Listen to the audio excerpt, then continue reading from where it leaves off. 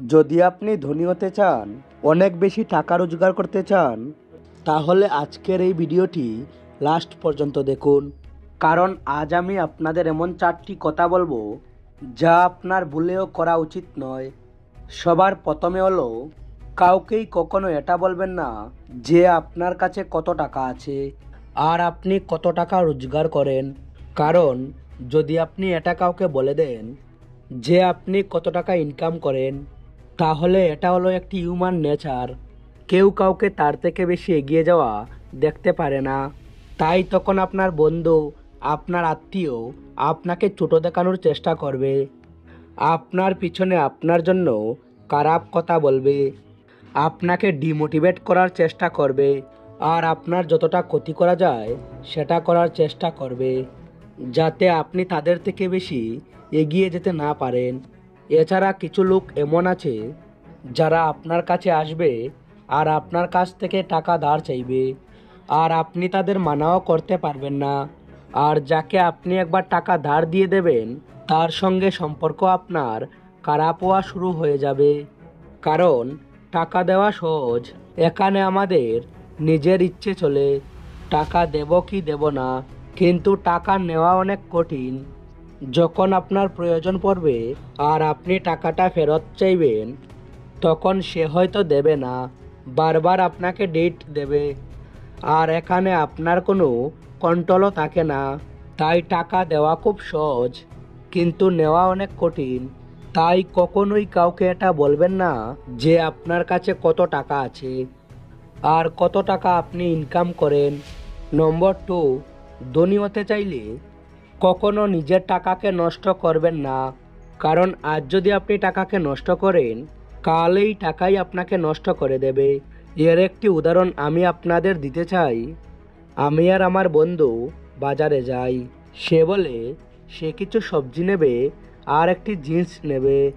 প্রথমে সে সবজি নেওয়ার জন্য একটি দোকানে যায় আর দোকানদারকে বলে আলু কত করে কিলো। দোকানদার বলে 18 টাকা। সে বলে 16 টাকা দেবে এবং দোকানদারের সঙ্গে দামাদামি করার পর সে 16 টাকায় 1 কিলো আলু নেয়। এখানে সে 2 টাকা সেভ করে।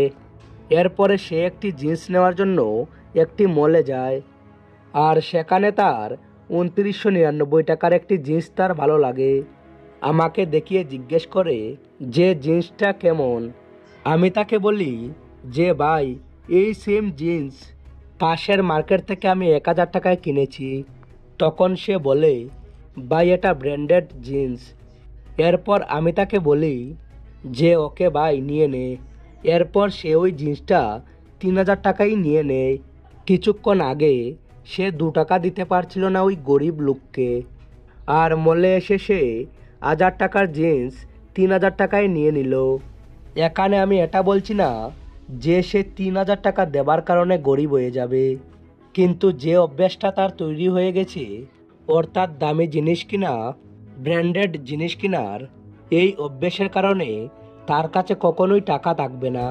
সে কখনোই টাকাকে সেভ করতে পারবে না, আর এই অভ্যাসটাই তাকে কখনো ধনী হতে দেবে না।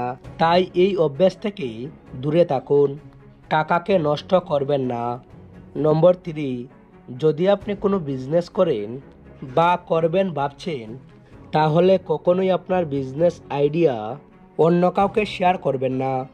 কারণ যদি আপনার আইডিয়া অন্য কাউকে বলেন, তাহলে হতে পারে ওই ব্যক্তি নিজেই ওই আইডিয়াকে ইউজ করবে।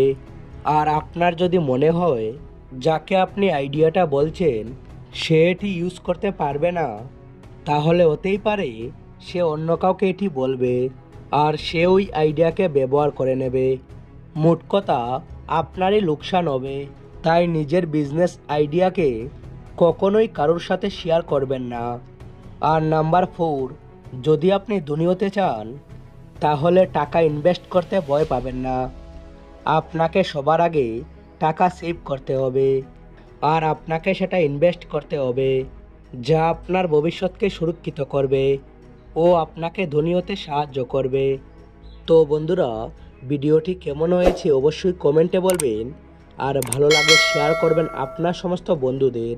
Thanks for watching.